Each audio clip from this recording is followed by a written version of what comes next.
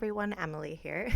Obviously, I just wanted to say Happy Earth Day month before this episode started, and also wanted to clarify something that I misspoke about in this episode due to my excitement of recording it with my guest for Earth Day month. With talking about Earth Day, I did mention that it is on 420, but apparently I had something else on my mind because it is 422. But still, it's a great weekend, a great month, and happy Earth Day to all who celebrate and enjoy the episode. Hello and welcome to an all new episode of Stop Faking It with me, your host, Emily Bracy. First things first, make sure you're following me on Instagram, my comedy page, Emily E. Bracy Comedy. And if you didn't know, Stop Faking It also has a page dedicated just for the podcast, and that is Stop Faking It Podcast. So follow that if you're not. All those links will be in the episode description as always. So, one of my favorite days of the year is 420. And it's not just because of the reason we're all thinking, yes, that is a great reason, but it's also the beginning of Taurus season, if you guys didn't know that. And this is kind of an astrology podcast every 5 minutes. But more importantly, it is motherfucking Earth Day. If you are a weekly listener, you know that I'm a girl who cares about the earth. I mean, I even have my own sustainable fashion brand. And yeah, so with me today is my friend Colin Donaldson, also known as Trash Colin on social media. Trash Colin is a sustainable company to support environmental activism and sustainable stewardship. He has high engaging social media with up to 2.2 million followers on his TikTok, teaching communities, businesses, and more importantly, just everyday people like us about the environment and why we should give a fuck about it, because we should. I have seen firsthand the impact locally and globally he is doing, and it's so freaking cool. He lives in St. Pete, which isn't far from me in Tampa. I couldn't think of a better guest for Earth Day. So, hello, Colin. How are you? What's up? I'm well. How are you? Well, it's Earth Month, so I'm actually Yeah, exhausted. yes. But it's been such a great month so far. How are You're like you? Santa, and this is like your Christmas. Literally, yeah. I feel like this is, and then next month. Well, actually, next month it goes into turtle season, so I have like a little bit of overtime there. But yeah. The second best season. That is the cutest thing I ever heard. It goes into turtle season. That's something I'm gonna have to talk to you about too, because I've always been such a turtle girly, and I had a turtle once actually. Growing up, it's a very weird story. I won't get into it too much, but it just like Like a showed up in sea my turtle or like backyard. a box turtle? No, it was like a painted turtle. It showed up in my backyard one day and like up in like Western New York. And it was like a few days after my grandma passed away, like over 10 years ago. And so I was just like convinced it was like my grandma. And then like I found out I kept the turtle, got in a huge aquarium. And then I found out like months later, one of my neighbors was like, "Hey, have you seen a turtle? My kid like lost their turtle." And I was like, "No, haven't haven't seen it anywhere." But I found his my grandma, if that's what you mean. exactly. Are you looking for my grandma? Me too. But yeah, I named the turtle Harold Richard. So it was What a Harry Dick strong name. Bracy. Harry Dick Bracy. But yeah, no, I'm so pumped to have you on this Earth Day episode. But yeah, anyway, we'll talk about turtles another time because that could be a whole episode. I'm very excited about it. Um, I mean, start things off, introduce yourself, tell everyone what you do. I did a crummy Yeah. job. You do a better job.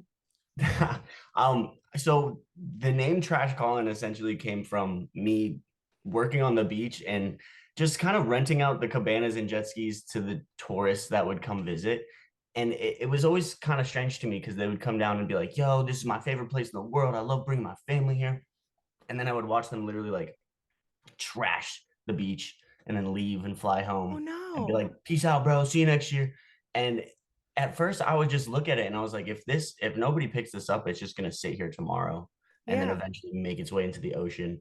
And I remember just like making an Instagram story post about it, just like mad about like why are people doing this? And it was like the first time that a bunch of people kind of like replied to that and was like, this is cool, keep talking about this. And I was like, okay. And so I like hosted a beach cleanup, just just was like, can I do this? Let's figure it out. And then it just kind of started catching. And then when I found TikTok, I challenged myself to see if I could pick up trash every single day. And then I Mhm. went for 500 days straight. And what I think was really cool about my That's account, my wild to do platform, anything for 500 days straight. I right? can't even eat breakfast for like 500 days straight in a row. Dude, I was locked in like a Yeah. different way that I've never been. I would wake up and I would shoot. I was still working at 9 to 5, and I would still post 3 videos a day. And like Wow. it was, I just like hated where I was at, and I was like, I will do anything to get out of that. Yeah. Um, and then I feel very lucky and grateful that it was like with something that is also makes me feel whole in a way that I don't feel Mhm. like I'm just like I cheated the system or something. Like I Yeah. really feel like I'm just getting supported by the work that I put in. And it's really it like keeps me going, and it kind of keeps me centered in a way that like I see a lot of my friends who are also creators in different like genres and niches I mean, that's that how we met. struggle. Yeah, yeah, Hmm. yeah, exactly. And so a lot of our friends too, like they struggle with certain, like I know Hallie, for instance, there's certain things that she struggles with that I take a step back and reflect on my platform, like, wow, that's something I never even realized that other people would stress about because of the way Hmm. that I feel like I got lucky in the way that I framed my platform. So You know, it's yeah, but funny. it's been She's really actually cool. going to be a guest on my podcast in the next few weeks No to talk way. about It's that. That's gonna be Nice a great one. I have segue. to watch that one. Yeah. Can I just be like on the Zoom call, muted, Absolutely. camera Yeah. off in the background? Absolutely. But the thing I was trying to round that point out with saying that I what's been really cool with my account is I didn't have a science background in any of this, and I didn't Mhm. know. I just cared. And so my audience has been able to watch me go from just talking about trash to talking about like, the overall systematic issues that are happening over into more specific types of things like fast fashion, which I Mhm. know I would love to talk to you more about as well, because I know Yeah. that's like a hot topic for both of us. And Yeah. then even like the way that water quality is engaged, or like how we can bring certain type of activism and certain type of messaging through social media in a new way. I feel like it's been cool to start with just the trash and then watch it blossom into a bunch of different talking points. And every day I just go to the beach, so I'm very lucky. Yeah. No, you like always like a lot of time post sunset pictures or sunrise pictures. I'm sorry. And I'm like, oh, that looks so nice. The sunrise is Is- slept on. what did you say? The sunrise is I literally slept on. Like Oh, nobody goes out there sorry. and I don't know the Gen Z lingo. I was like, you sleep on the beach, you crazy man. Don't do that. done that. Yeah, I believe it. Do you find that I see that a lot of your the videos you put out seem to like resonate more with like Gen Z or young millennials, or that I fall in the zillennial age, which is like that micro generation, or that people call it the made up generation. I like that. It makes it sound more mysterious. um than trying to reach even older generations. Like, do you find it harder even just to educate them or get them to listen? I feel like it's a lot of change and information for them to hear, and I feel that with my sustainable brand as well. Absolutely. This is something I love talking about too, because being from Florida, it's always weird to me because the things that I talk about, like ocean conservation and like picking Mhm. up plastic pollution, to me, that's not like a political thing, right? No. That's just like a, hey, we live here, let's care about it kind of. Yeah, it's gross. Like, don't do that. Yeah, but it's so weird how like some of the words and terms have been like will trigger people into their political beliefs. Hmm. And so especially here in Florida where it's like we're surrounded by water. This is something we Yeah. should all be clearly caring about, but Yes. the way that things are certain presented, it kind of pushes that care and that messaging aside. So for me it's been really interesting when approaching these certain topics that I know people care about, but it's Hmm. just the way that they are presented it makes them think that it's something else. So, Okay. for Yeah. instance, like every captain or boat captain or surfer or fisherman that I've ever talked to, despite where they live or what their political beliefs are, they all Hmm. have not only a care for the ocean, but this like inherent responsibility to go out of their way and protect it. Yeah. And so like that's been how I approach that, is trying to like paint it in such a black and white boiled down way of like Hmm. good bad and try Yeah. to stay out of those like trigger words. But it's really frustrating that when I see all this research that I do or try to make these scripts for days, and then I'll just get a comment like, actually, that's not true. And I'm like, oh, okay. Yeah, no, I totally get that. And I feel like with sustainable fashion too, um, I never want anyone to feel bad about prior decisions they've made. I mean, I back in like 2016 and 17, I was buying from Shein, like I was buying Amazon fashion. And some Amazon fashion like isn't clearly made of plastic, but a lot of it is. And like it's overproduced. Um, but like I said, I never want to make anyone feel guilty or anything. Cause really when I want to know if this is like on your end similar, it's the big companies that need to be blamed. Like we as consumers, it's not our fault. Can we make differences? Absolutely.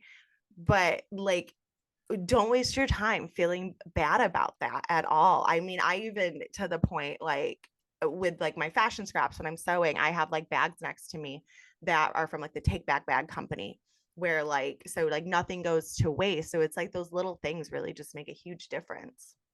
Yeah, that's something that I've watched, kind of like that sentiment or that understanding of the individual responsibility Mm-hmm. versus like the systematic change that needs to happen has really, everybody's kind of gotten on the same page with that. Yeah. I would say in the last 5 years, where it was a lot of companies being like, hey, you're bad, use our thing because it's better. Don't use And straws. yeah, How and about it's you like, don't waste that crazy amount of plastic every year and dump whatever you're dumping into the ocean?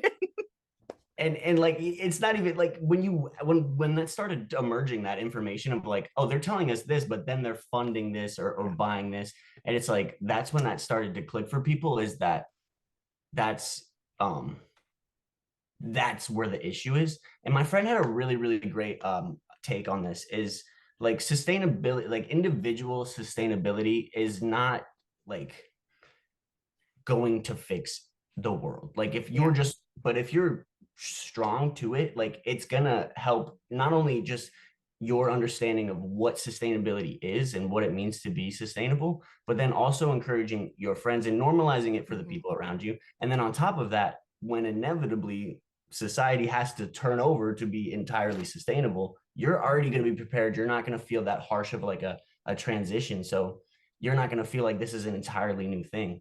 And so you're kind of prepping for that turn.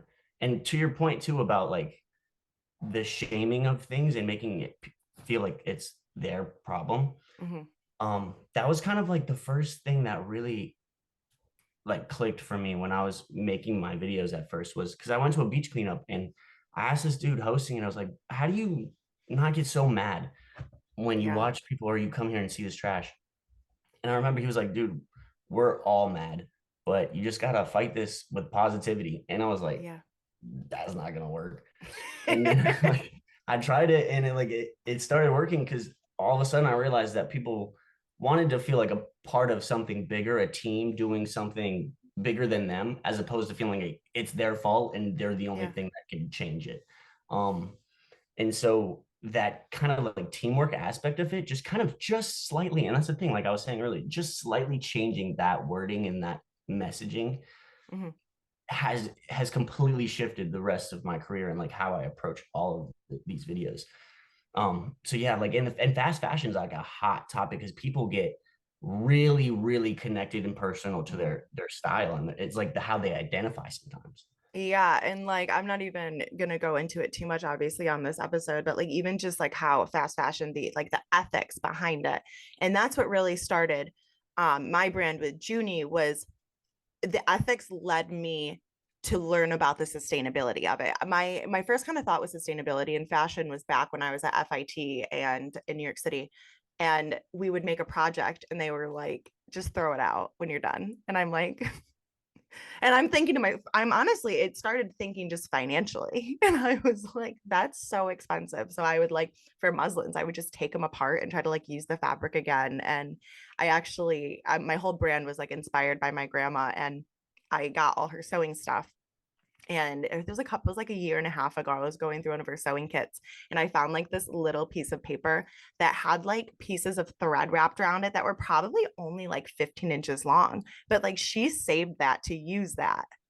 And it was Wow. because it was necessity, you know, like like she'd be like probably like 93 right now if she was still alive, but it was like I'm trying to think how I worded it, but I was like she was being sustainable before it was trendy, but we want it to kind of be trendy, or we do, because then that's how it's going to be heard and that's how Yes. people are going to talk about it. But it was so cool. Just I literally just sat there and looked at it and I was like, anyone would have thrown that out. I would have thrown that out. And she's like, That's no, so we're going to use fascinating. it. Yeah. Yeah. I was actually talking to a lot of people, and like Latin cultures will tell me that their grandparents and their parents are the most sustainable people Yeah. ever. They And they have don't like even no know, they don't plastic in their even, house. yeah, and it's like the Mm-hmm. like same dish that they use for everything. Mm-hmm. And I think like that sentiment is very interesting because I don't necessarily think that they're doing it for sustainability, No. but the underprivileged and like communities that have been really kind of like given harder like stages to play on Mm-hmm. have really found out really interesting ways to be sustainable because they're also just essentially being resourceful. Mm-hmm. um, Yeah. and I think that's always been super interesting, is that tie of like how different cultures have approached sustainability, and how like if you look at indigenous cultures, like it's not even so much as we need to protect it because it's where we live. It's like this is part of us, this is part of our Yeah. who we are. Like this river is as much as the blood in my veins type thing. And that is, I was thinking about this the other day too, like how harsh of a time it's been since plastic has essentially even become a thing Yeah. commercially. We've been using it for less than 100 years.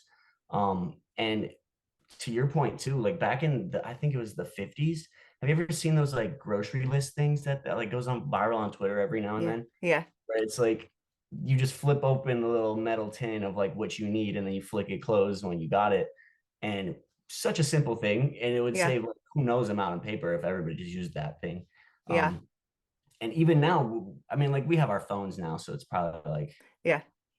something, but um yeah, I don't know. There's so many different little aspects too of things that you do every day that I think when you practice individual sustainability just out of curiosity, as opposed to feeling like it's mandatory, you Mm-hmm. really start to get creative in the ways that you like incorporate it Mm-hmm. over time. You were talking too about like the different countries and stuff. One of my friends, she lives in Tampa actually now, and she's like from my hometown, but she's from Spain. And she went to Spain a couple of years ago, and she said that it like hit her so hard how sustainable they were there, without even being like, oh, we're sustainable. But it was more just like all their fruits and veggies at grocery stores, or the herbs, they weren't in these plastic containers, and that like irks me. Like yesterday we went to the St. Pete Saturday market to get like our produce and stuff, and it's just like that would make such a difference if just like one company like stopped up to not do it, find some like compostable bagging. I mean, that's even what I use for like my fashion brand when I have to put stuff in like bags and the casings and stuff. But something my friend noticed too is that because I feel like like I look at like toddlers and like babies and kids, and they're just constantly being thrown plastic. Mhm. And she said something that was really cool, that even at restaurants, if you ordered a kid's drink, they just gave it to the kid in a glass. And then it kind of, in a sense, teaches the kid to be a little more gentle. She goes, but then if the kid breaks the glass, that's fine. You made a mistake. We'll learn from it. And like, I just think about all the cups and stuff, like those simple things. And that's the companies, that's the Mhm. like the bigger people. That's it's not us, the consumers. And it's just Yeah. so interesting that it's happening at the same time. I feel like America has this whole like there's plastic everywhere, and it's absolutely insane. And we could probably even go into like I'm not expecting it, but like go into like what that plastic is actually doing to our food and our drinks. And like we were talking about Shein clothing, that it's literally okay, you're wearing petroleum. Like these young girls are putting oil on their body, like not like body oil. Like Yeah. it's terrible. It's messing with hormones and Crude health and oil. Yeah. yeah. And I don't know, like yeah, some of the points that you brought up too are just wild because it's so interesting how much it's connected to everything we do, and that how Mm-hmm, normalized it is. And mm-hmm, in the sense with like the kids too, is because it's wild to me that we've really like babied our babies. You know what I'm Yeah. saying? Like in a sense of like everything is so soft and made of plastic. But in when you look at things like food for the children, like not even food for children, food for like entirely like just people in general. This is the interesting point between like sustainability and like veganism, Hmm. because veganism and sustainability line up pretty far, up until the point where like it doesn't make sense for me to release this fish I caught in my backyard Hmm. versus shipping this banana in from Argentina wrapped in plastic. Like those, that doesn't Yeah. make sense. And so like that's the nuances of those things too that I think have really found fascinating. Is it depends on where you're at in the world. It depends Hmm. on how you sit in that place. And it depends on like what's available. And like to your point, saying it really just takes one person to just be like, you know what, I'm gonna be the change. I'm gonna do Hmm. it authentically. And I think that's what we're waiting to see really is an authentic option take, and not something that's clearly like, okay, you're doing this and it's the better option, but there's still problems here. Yeah. Um, I think the band-aid fixes are we've done that for too long. I feel like too, when there's band-aid fixes, there's still stuff going on higher up, mass produced, that like we're so unaware of. And those are the ones that need to stop. And it's crazy. It's absolutely it's wild how much plastic. Like some girl popped up like on my feed one day and it was like, okay, stop where you are, look around and count how many plastic things are around you.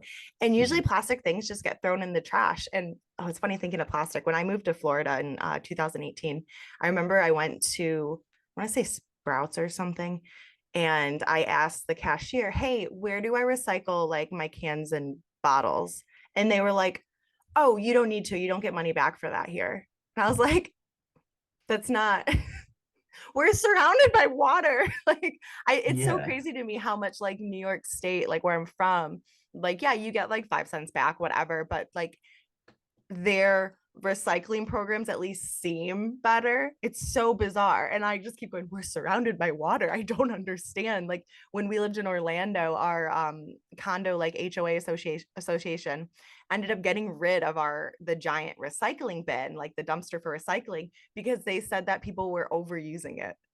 I'm like, that doesn't make any That's the sense. So point. Roger and I, every other week, we would drive the 20 minutes to like the recycling center just to bring all our stuff.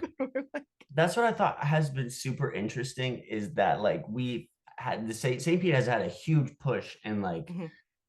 specifically like New York City residents coming down and moving here.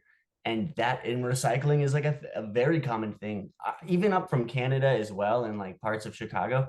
That's it's things people just know how to do. And Yeah. here, it's never even been a thing. And to Mm-mm. the point where like we only have one landfill that is rapidly filling up. And Yeah. if we're not recycling things better, we're gonna have to eventually tax everybody to ship our trash out to Tampa, which Yeah. nobody's going to want. Mm-mm. So on top of that too, it's like, well, it's just tied to money for everything. And I understand. This is what I was going to say earlier. There's something that had slipped my mind, is it's like that meme saying that there's no ethical consumption under capitalism. And like Mm-hmm. the more you really think about it, it's so true, because as like for the first year of me making my videos, I had this deep fear that somebody was gonna walk up to me in a Walmart parking lot and be like, "You didn't pick up that water bottle. You're a fraud." And or Yeah. like, "Oh, you're drinking out of a Dr. Pepper soda can. You're a fake."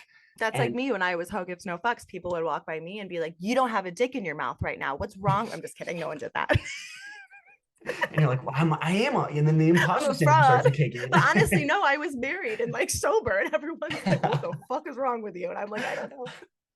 That's it's like that's like a form of catfishing. It's got to be. Yeah. I Granted, I was single and an active alcoholic when I started the account, but it's called growth, baby. was gonna say that's called growth then. Yeah. That's cool. But I think, yeah, like, I don't know but when I understood that, like, Yeah. it's not my fault that I buy these. It's their fault they keep making these. Hmm. Um, but even then, still, that's when that decision, like, it always comes down to it's not your responsibility to be the most sustainable. There's no such thing as perfect sustainability. Hmm. Um, but there comes a time where you're aware of that and you still make the choice to do it. That is the moment where I think it changes and you really start to understand it is when you make the choice to do it. You're not being told or you don't feel like you have to. You're going out of your way to explore that like new. It's really a hobby. It's honestly nothing more Yeah. than that. It's just like a change in a couple of your habits and just understanding um what can and can't go somewhere. And then also that it's really cool too because it forces you to look into your community and what's available there. And then you Yeah. start learning about all the stuff that's around you that you may not have even known. Yeah. And do you think that I was thinking of this recently because like we recently moved and I had this goal of like we're except for like our washer and dryer, I was like, we're not buying anything new. I was like, there's no reason to. Also, in this search of not buying new things, I found my dream dresser for $30 on OfferUp and it retails for 1,000. So thank Wow. you. Italian made. Let's But go. I think with like Amazon too and getting stuff so fast and everything, and like you can literally click something on your phone, and like where we live, we can literally get stuff the next day. And it's Mhm. absolutely wild. So I think people are getting more used to this idea of, well, I can have it now. I can have it now. And plastic's easy. Like, Mhm. and I do you agree that like that kind of like, I don't know, I would call it that kind of consumerism because I guess it's the same thing. But Yeah, and I think that's linked also to like our attention spans with yes. things. And it's kind of interesting because I really can't see the course that that's going to play on like what short attention spans will do to like a mass amount of people, but it'll be interesting. And Yeah. then I do think though too where a lot of misconception with plastic comes in is there's certain things like disabilities that need certain plastics. Hmm. um and then there's also things that like have functionality as a plastic entirely. So Hmm. this the sentiment I have with that is we're not saying ban plastics. We're Like my sewing machine. yes, It's made of plastic, but you know yes, what? That sucker is gonna, they last me at least 10 years. And then I exactly. found a way finally to recycle them. It's the single use plastics, like, Yeah. and it's the ones that I don't know. Even the ones that you can't reuse, like PVC, is not a single use plastic, but it's a part set. Like your sewing machine would probably be also PVC, if not like HDPE, probably.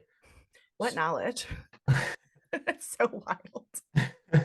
But yeah, I know. I still like my Bumble bio is if you can't name the 7 types of plastic, swipe left or something. Girls are like, they're like Googling what are the 7 types of plastic? It's funny because You I'll should get the same like, change it to 8 just to make them go oh, crazy. Like I and the couldn't, one person that calls it wait, no, that out would is be the gaslighting. one. Don't do that. Start That's off. psychological manipulation. Don't take my advice. Eco gaslighting. Wait, that's like that doesn't work. Natural gaslighting. Here you go. Just puns all around. Oh, that's so funny. I'm definitely pulling that one out at like the next time I talk to a class.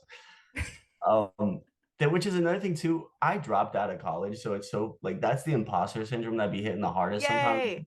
Sorry, my husband did too. Let's go. And he's a motherfucking engineer. Who knew? That see, that's what I'm saying. Like that's Mhm. incredible. Yeah. And Don't tell his employer. No, I'm just kidding. it's just wait, he's not a Taurus too, is he? Who? Oh no, he's a Capricorn. So he's an earth sign, but Taurus, female Taurus and like male Capricorn are supposed to be like the most compatible, like on Oh, birth really? chart. So I didn't know that until like a year into our marriage. And I was like, this checks out. Yeah. And then my Accurate. moon is Capricorn too. It's so funny. This, I swear to God, my podcast, every episode always turns into an astrology podcast. I feel like the lineup of like being environmentally friendly and Yeah. like all of what is it, astrology, right? Yeah. Also, yeah, speaking of astrology, so you probably saw today in like our friends group chat, all these people were like canceling plans, having trouble getting to brunch. And I'm like, this is why you don't make group plans during Mercury in retrograde. But I saved that for myself. I didn't say that.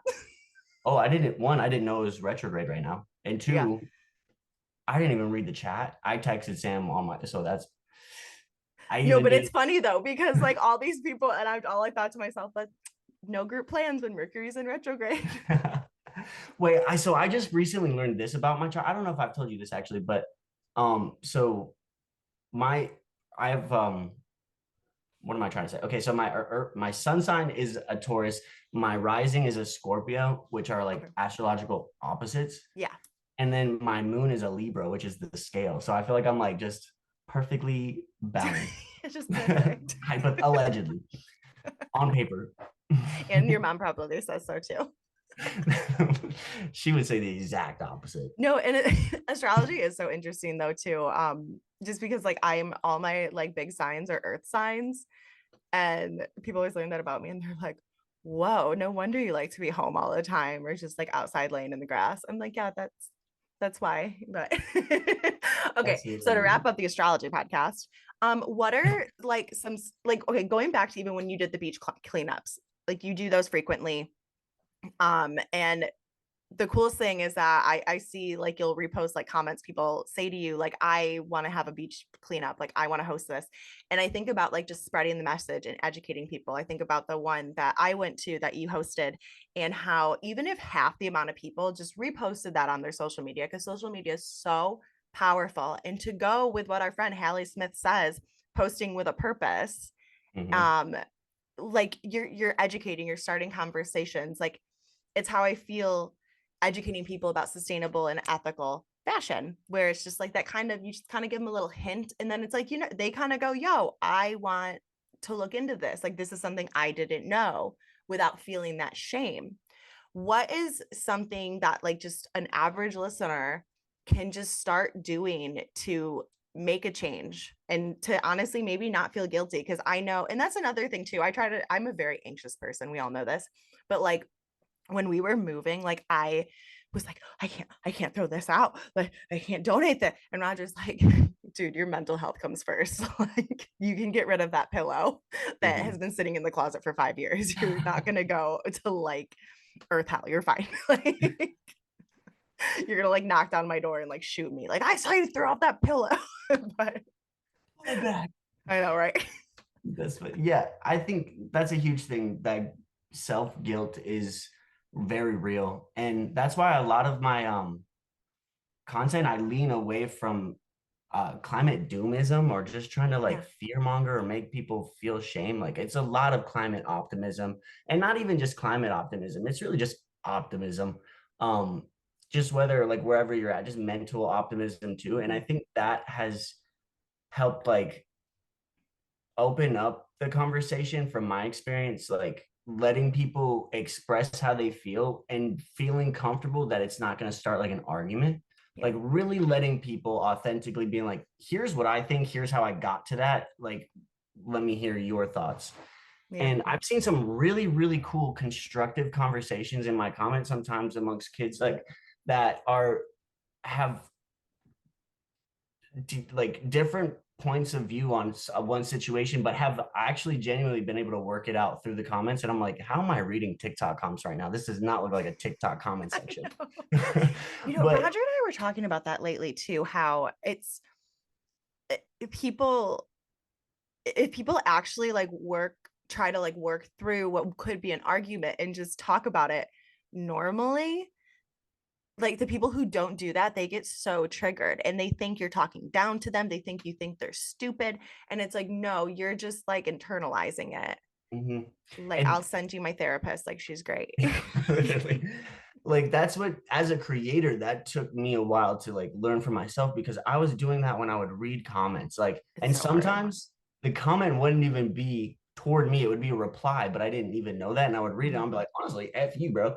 And for me, it was like removing my ego from it, like, Yes. and realizing that it's not a personal attack on me, that somebody doesn't see it the same way I do. Hmm. And that was huge. And then, but that one thing that I really think you could just start doing today, right now, that is the easiest thing, but I promise it's so genuinely impactful, is just talk about what you care about. whether it Mhm. be on your story just briefly or in a conversation. If there's something that you have been looking into or something that you see happening, just talk about it, because that awareness is contagious and it spreads. And the next thing you know, you're going to start hearing conversations that people bring up to you about the things that you have already been talking about. So it's a really You'll cool, find your people too. And exactly. like it's Yes. better when it's louder, always. Mhm. Yeah, and then that community too is like you, just like how our creator group happened, is like I feel like it started as just like let's all hang out, and now we're all throwing different ideas at the wall. We're all coming up Mhm. with different events and things to do, and it's that growth that you'll never find unless you really start just doing it. I feel like, and this is more just like creator talk. I was talking to Hallie yesterday, and we just feel really lucky in like the Tampa St. Pete community because I hear so, which this isn't obviously with everyone, but like with bigger cities too, like LA or like New York City, like it's a pretty like toxic scene. Like I said, not everyone. But I feel really lucky down here. It seems to be a really great community. I've always just felt like so welcomed and everything. And everyone's so different. And it's really cool. And I think it's so powerful that how we all like support each other and like also just get inspired by each other. I agree. I think it's really fascinating too that we're kind of on. We were all here like maybe 2 years before it really started to catch Mm-hmm. like traction as a destination. And so to be here on the front of it and be like, okay, let's make it cool before it really starts popping off has Mm-hmm. been really fun. And then also like finding that divide of like what's a creator and what's an influencer, Yeah. and who's just really hot and has a lot of following, and who like glues toothpicks together in their garage at midnight. Like who's I want those people. I'm like, oh my God, one of my favorite pages is friggin' Soup Timmy, him with those Rubik's Cubes. The, Dude cooks. if you It's look crazy. at like it's so embarrassing. If you look at like my YouTube video watches, it's like there will just be like 20 videos of Timmy's just doing these Rubik's Cubes. And I'm just like, how did he do that? Because like He's a Roger like goat. has a bunch and I'll like play with them. And it's just, I'm like, I do it once and I'm like, nope, can't do it. Yep. Not my thing. You need me to sew you a gown? I got you. Not doing the Rubik's Cube. That's But so true. yeah, no, it's so were you kind of backtracking and then we will wrap it up soon, but were you always into like what you're into? Sorry, I haven't had lunch. My brain's fried. Because like I was just thinking back when I was in high school, me and one of my friends, her name was Jenny, and every Earth Day we would make a cake. A happy Earth Day cake and then go like hug trees. And then like when I was in college, like I would do like the sustainable fashion shows and stuff like that. So Oh, has it always been like on your forefront, or was it like I know you said how it started with the beach and everything and people just like leaving their trash? Like is it something that was kind of like in your head when you were younger, but you just didn't know what to do with it? there's like two instances that I remember so vividly. Like I remember being probably 4 years old and at the beach for the first time I think I can remember. And I remember like my mom, we had a bunch of toys, and my brother just had this obsession with trying to throw them in the ocean. And it was stressing me out thinking that these toys were going to be lost in the ocean. So I was like Oh, running back and grabbing them, and like and I it's was so just keep running precious. back. Like at the time I remember it feeling like life or death, but now I Oh, look back. 100, no prefrontal cortex. It's fine. and then there's actually, so I worked at the beach twice, one in 2019 when I Now you started. just live on it. Yeah, basically. And but like right out of high school, me and all my friends that played soccer together like started working on the beach. And there's a video of me in like 2015, just like fresh out of high school, Caulin, cursing up a storm, like stop effing coming here and littering. Da, da, da. Like, so I knew I've always cared about it, but there was just Yeah. that moment in 2019 where I was like, I've been making videos my whole life. I love doing this, but I also really care about this. What if I just Side made? note, he was an actor. Do not Google my name.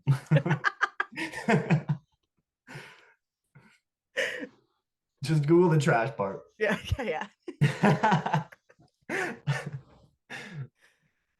Man, that's I actually thought that's so funny too, because I was thinking about like if I was gonna get back into acting, there's mhm. one thing I would love to do, and it's make a superhero movie. And the superhero, instead of like Trash Colin, it would be Recycolin, like Oh, Recycaulin. well, keep And putting it out there, and you never know. I mean, would you want to do a voiceover or would you want to do live action? See, I like the idea of live action, but I feel like voiceover would be so fun. And I love cartoons. Like I love like that's like just such a side thing for me. That's what I my would brother much does. One of my brothers works in cartoons out in LA. And That's so sick. Like wait, yeah. like on a network. Yeah, he's been on a few. His first one he worked on was like Cartoon Network, and then he was on like HBO for a while. I'll tell you what he's doing when we get off because I think he'd get mad if I talked about it because it's not out yet. It's so But no, I'll it's really watch cool. like two. We were just at an event in like LA a couple weeks ago. And so it was a lot of people in the industry there. And and people would be like, "Oh, what do you do?" He's like, "Oh, I do cartoons." And I'm like, "But it makes sense out there." Everyone's like, "Oh, okay, so you're in animation." He's like, "Yeah." Yeah. So Yeah, they just over he'll here keep I would talking love to about see it. That some would be cartoons. sick because like that's also just like so educational. And I feel like you do and you're gonna continue having such an impact on, and not to specify Gen Z, but honestly Gen Z. And I'm so glad about that because they're so loud and obnoxious and they need to be, because everyone else is loud and obnoxious. They're loud and obnoxious about things that no one cares about. No one cares that Beyonce put out a song and like no one wants to listen to it, even though it's great. It's bop. But like, you know what I mean? Like my favorite part of doing like local markets and bringing Junie there is that it's always like people younger than me who just they want to talk about sustainability and everything, and I'm like, heck yes. And Mhm. it's just they like a group of them get so excited and I'm like, oh my god, because like I wasn't even doing that when I was like 21 or 20. Like I was in a ditch somewhere recovering, like still drunk from 2 days before. So like I give them so much props. And I just I continue obviously to wish you the best of luck. Like I'm always gonna be a supporter. I love doing beach cleanups. I've joked with Roger before that like once we have kids, like they're like toys on the beach or their beach activity is gonna be like picking up trash. Like who can pick up the most trash? Let's But I feel go. like that's such a simple thing to do, you know? And it's actually really fun. People don't realize that like if you actually went out there and did it one time, you would realize how therapeutic it is and like Yeah. wholesome it feels. You feel Making great little afterwards. differences. You really do. And like, okay, if you people are like, oh, you don't have to post all those things. Post about it. Who cares? You're gonna inspire people. That's what social media is really for. Exactly. And my thing is like I would much rather have like even at the end of the day, if these kids are just going out and picking up trash for clout, I would much Mhm. rather you do that than harassing somebody on a train or like messing with somebody. Like do that for clout if that's gonna get you the clout. Yeah, no, 100%. Well, this has been so good. I know we wanted to have this conversation for a while, and then I was like, oh my God, Earth Day's coming up. And then I was like, 420, tourist season, go, go. So I'm so Banger. glad, I'm so appreciative that you made time for this because I know you have a busy schedule this month. Do you have anything coming up that you want to share? Let everyone know your handles. I'll put them in the episode description too, so they're clickable. But Yeah, I think there's an Earth Week cleanup. If you're in the St. Pete area, it's gonna be on Treasure Island Beach, and then also my birthday is April 30th. So if you guys just want to oh, send you're me an like, April Taurus. yes, last day Okay, of April gotcha. too. So like I round out Earth Day or Earth That's Month, so beautiful. and then we go into turtle season the next day. That's so great. And what are all your handles, Trash Colin? Yes, and my name is spelled Caulin. It's a little different, but yeah, thank you so much. This has As been I so do. fun, and I'm sure I'll see you soon around somewhere. Yeah, definitely. I want to do things with turtles. So, but yes, Cool. thank you everyone for listening. Like I said, everything will be clickable links in the description. We will see you next time. Have a good Earth Day.